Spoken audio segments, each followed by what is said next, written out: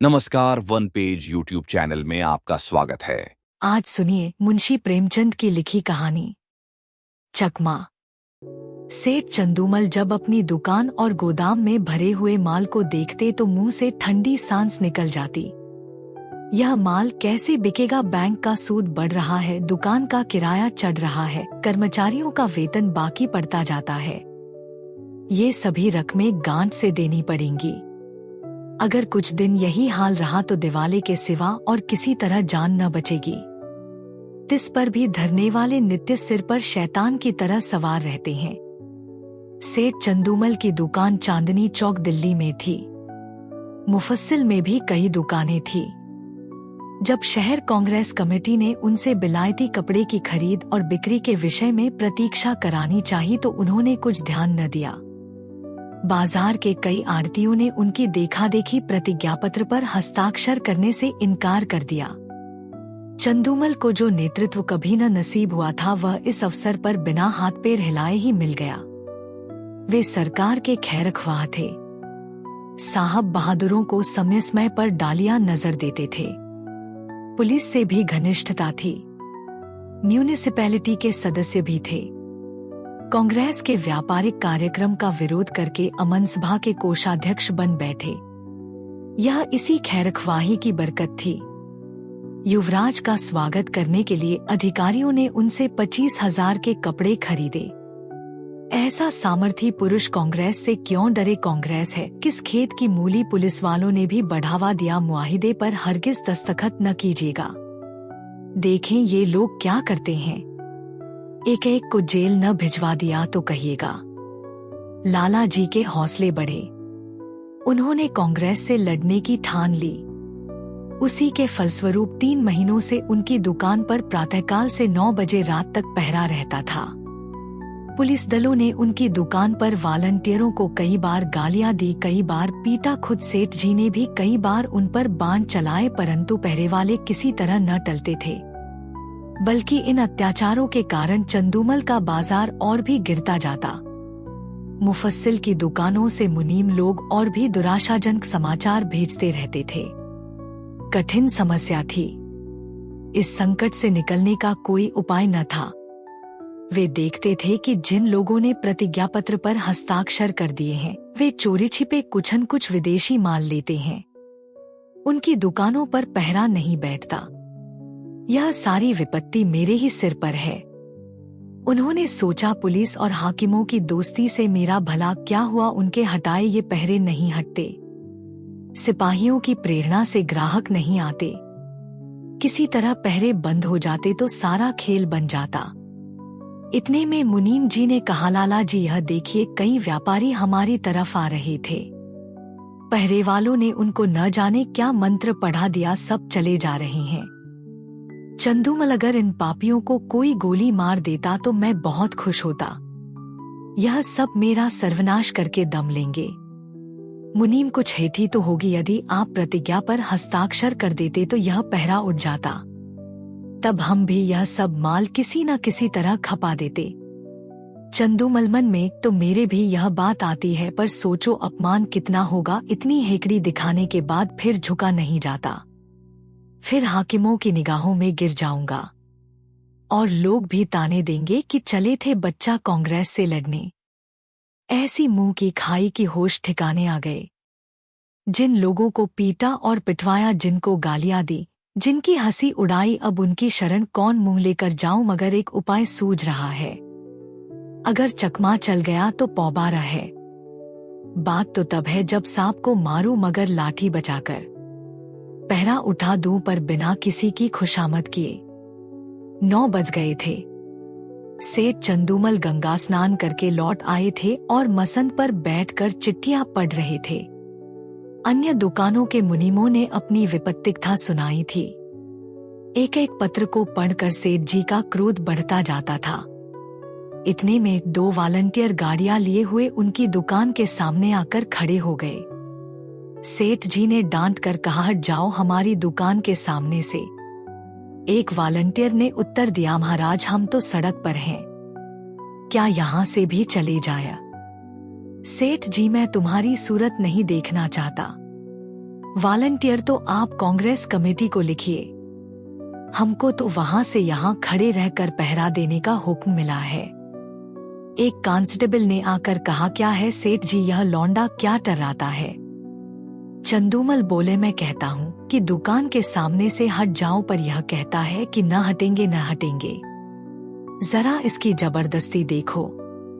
Constable, वॉलंटियरों से, तुम दोनों यहाँ से जाते हो कि आकर गर्दन नापो? वॉलंटियर, हम सड़क पर खड़े हैं, दुकान पर नहीं। कांस्टेबल का अभीष्ट अपनी कारगुजारी दिखाना था। यह सेठ जी को खुश करके कुछ इनाम इकराम भी लेना चाहता था। उसने वॉलंटियरों को अपशब्द कहे और जब उन्होंने उसकी कुछ परवाह न की तो एक वॉलंटियर को इतने जोर से धक्का दिया कि वह बेचारा मुंह के बल जमीन पर गिर पड़ा। कई वॉलंटियर इधर उधर से आकर जमा हो गए। कई सिपाही भी आ पहुंचे। दर्शक वृंद को ऐसी घटनाओं में मजा आता ही है। उनकी भीड़ लग गई। किसी ने हाक लगाई, महात्मा गांधी की जय। औरों ने भी उसके सुर में सुर मिलाया। देखते देखते एक जनसमूह एकत्रित हो गया। एक दर्शक ने कहा, क्या है लाला चंदूमल, अपनी दुकान के सामने इन गरीबों की दुर्गति करा रहे हो और तुम्हें जरा भी लज्जा नहीं आती? कुछ भगवान का भी डर है या नहीं? सेठ जी ने कहा, मुझसे कसम ले लो जो मैंने किसी सिपाही से कुछ कहा हो। ये लोग अनायास बेचारों के पीछे पड़ गए, मुझे सेंत में बदनाम करते हैं। एक सिपाही, लाला जी आप ही ने तो कहा था कि ये दोनों वॉलंटियर मेरे ग्राहकों को छेड़ रहे हैं, अब आप निकले जाते हैं।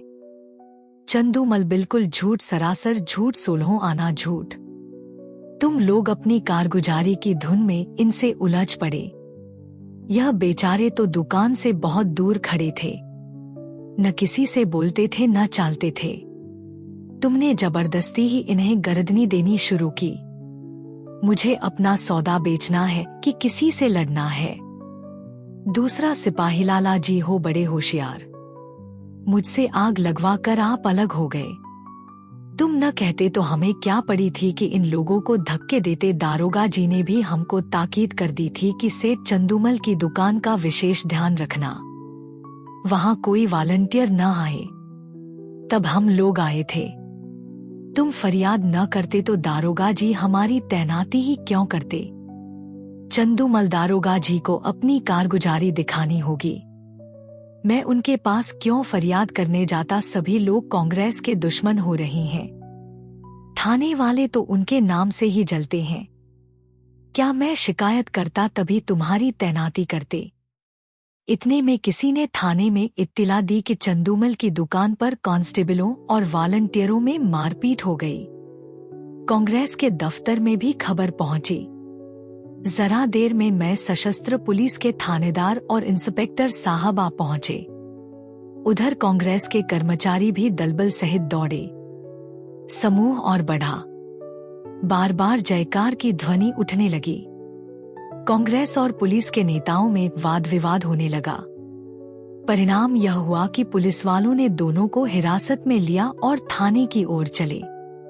पुलिस अधिकारियों के जाने के बाद सेठ जी ने कांग्रेस के प्रधान से कहा, आज मुझे मालूम हुआ कि ये लोग वॉलंटियरों पर इतना घोर अत्याचार करते हैं। प्रधान, तब तो 2 वॉलंटियरों का फंसना व्यर्थ नहीं हुआ। इस विषय में अब तो आपको कोई शंका नहीं है। हम कितने लड़ाकू, कितने द्रोही, कितने शांतिभंगकारी हैं, यह तो आपको खूब मालूम हो गया होगा। चंदूमल जी, हाँ मालूम हो गया। प्रधान, आपकी शहादत तो अवश्य ही होगी। चंदूमल, होगी तो मैं भी साफ साफ कह दूंगा, चाहे बने या बिगड़े। पुलिस की सख्ती अब नहीं देखी जाती। मैं भी भ्रम में पड़ा हुआ था। मंत्री पुलिस वाले आपको दबाएंगे बहुत। चंदूमल, एक नहीं 100 दबाव पड़े मैं झूठ कभी न बोलूंगा। सरकार उस दरबार में साथ न जाएगी। मंत्री, अब तो हमारी लाज आपके हाथ है। चंदूमल, मुझे आप देश का द्रोही न पाएंगे। यहाँ से प्रधान और मंत्री तथा अन्य पदाधिकारी चले तो मंत्री जी ने कहा, आदमी सच्चा जान पड़ता है। प्रधान संदिग्ध भाव से, कल तक आप ही सिद्ध हो जाएगा। शाम को इंस्पेक्टर पुलिस ने लाला चंदूमल को थाने में बुलाया और कहा, आपको शहादत देनी होगी। हम आपकी तरफ से बेफिक्र हैं। चंदूमल बोले, हाजिर हूं। इंस डॉट वॉलंटियरों ने कांस्टेबलों को गालियां दी। चंदूमल, मैंने नहीं सुनी। इंस डॉट सुनी या न सुनी यह बहस नहीं है। आपको यह कहना होगा वह सब खरीदारों को धक्के देकर हटा रहे थे, हाथापाई करते थे, मारने की धमकी देते थे, ये सभी बातें कहनी होंगी। दारोगा जी, वह बयान लाइए जो मैंने सेठ जी के लिए लिखवाया है। चंदूमल, मुझसे भरी अदालत में झूठ न बोला जाएगा। अपने हजारों जानने वाले अदालत में होंगे। किस किस से मुंह छिपाऊंगा, कहीं निकलने को जगह भी चाहिए। इंस डॉट यह सब बातें निज के मामलों के लिए हैं। पॉलिटिकल मामलों में झूठ, सच, शर्म और हया किसी का भी ख्याल नहीं किया जाता। चंदूमल, मुंह में कालिख लग जाएगी। इंस डॉट सरकार की निगाह में इज्जत चौगुनी हो जाएगी। चंदू, सोचकर, जी नहीं, गवाही न दे सकूंगा, कोई और गवाह बना लीजिए। इंस डॉट याद रखिए, यह इज्जत खाक में मिल जाएगी। चंदू, मिल जाए, मजबूरी है। इंस डॉट अमन सभा के कोषाध्यक्ष का पद छिन जाएगा। चंदू, से कौन रोटियां चलती हैं। इंस डॉट बंदूक का लाइसेंस छिन जाएगा। चंदू डॉट छिन जाए बला से। इंस डॉट इनकम टैक्स की जांच फिर से होगी। चंदू डॉट जरूर कराइए। यह तो मेरे मन की बात हुई। इंस डॉट बैठने को कुर्सी न मिलेगी। चंदू डॉट कुर्सी लेकर चाटू दिवाला तो निकला जा रहा है।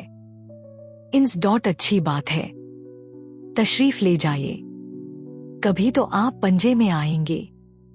दूसरे दिन इसी समय कांग्रेस के दफ्तर में कल के लिए कार्यक्रम निश्चित किया जा रहा था। प्रधान ने कहा, सेठ चंदूमल की दुकान पर धरना देने के लिए 2 स्वयंसेवक भेजिए। मंत्री, मेरे विचार में वहां अब धरना देने की कोई जरूरत नहीं। प्रधान, क्यों, उन्होंने अभी प्रतिज्ञापत्र पर हस्ताक्षर तो नहीं किए। मंत्री, हस्ताक्षर नहीं किए पर हमारे मित्र अवश्य हो गए। पुलिस की तरफ से गवाही न देना यही सिद्ध करता है। अधिकारियों का कितना दबाव पड़ा होगा इसका अनुमान किया जा सकता है। यह नैतिक साहस में परिवर्तन हुए बिना नहीं आ सकता। प्रधान, हाँ, कुछ परिवर्तन तो अवश्य हुआ है। मंत्री, कुछ नहीं महाशय, पूरी क्रांति कहना चाहिए। आप जानते हैं ऐसे मामलों में अधिकारियों की अवहेलना करने का क्या अर्थ है। यह राजविद्रोह की घोषणा के समान है। त्याग में संन्यास से इसका महत्व कम नहीं है। आज जिले के सारे हाकिम उनके खून के प्यासे हो रहे हैं। आश्चर्य नहीं कि गवर्नर महोदय को भी इसकी सूचना दी गई हो। प्रधान, और कुछ नहीं तो उन्हें नियम का पालन करने ही के लिए प्रतिज्ञापत्र पर हस्ताक्षर कर देना चाहिए था। किसी तरह उन्हें यहाँ बुलाइए, अपनी बात तो रह जाए। मंत्री, वह बड़ा आत्माभिमानी है, कभी ना आएगा। बल्कि हम लोगों की ओर से इतना अविश्वास देखकर संभव है कि फिर उस दल में मिलने की चेष्टा करने लगे। प्रधान, अच्छी बात है, आपको उन पर इतना विश्वास हो गया है तो उनकी दुकान छोड़ दीजिए। तब भी मैं यही कहूँगा कि आपको स्वयं मिलने के बहाने से उस पर निगाह रखनी होगी। मंत्री, आप नाहक इतना शक करते हैं। 9 बजे से चंदूमल अपनी दुकान पर आए तो वहाँ एक भी वॉलंटियर न था। मुख पर मुस्कुराहट की झलक आई। मुनीम से बोले, कौड़ी चित्त पड़ी। मुनीम, मालूम तो होता है। एक महाशय भी नहीं आए। चंदूमल आए और न आएंगे। बाजी अपने हाथ रही। कैसा दाव खेला, चारों खाने चित। चंदू डॉट, आप भी बातें करते हैं, इन्हें दोस्त बनाते कितनी देर लगती है। कहिए अभी बुलाकर जूतियां सीधी करवाऊं। टके के गुलाम हैं, न किसी के दोस्त न किसी के दुश्मन। सच कहिए, कैसा चकमा दिया है। मुनीम, बस यही जी चाहता है कि आपके हाथ चूम लें। सांप भी मरा और लाठी भी न टूटी। मगर कांग्रेस वाले भी टो में होंगे। चंदूमल, तो मैं भी तो मौजूद हूँ। वह डाल डाल चलेंगे तो मैं पात पात चलूंगा। विलायती कपड़े की गांठ निकलवाइए और व्यापारियों को देना शुरू कीजिए। 1 अठवारे में बेड़ा पार है। अगर आपको यह कहानी पसंद आई तो सब्सक्राइब करें और बेल आइकन दबाएं। अपने सुझाव कमेंट बॉक्स में बताएं। अगली कहानी तक शब्दों की दुनिया में डूबे रहे। धन्यवाद।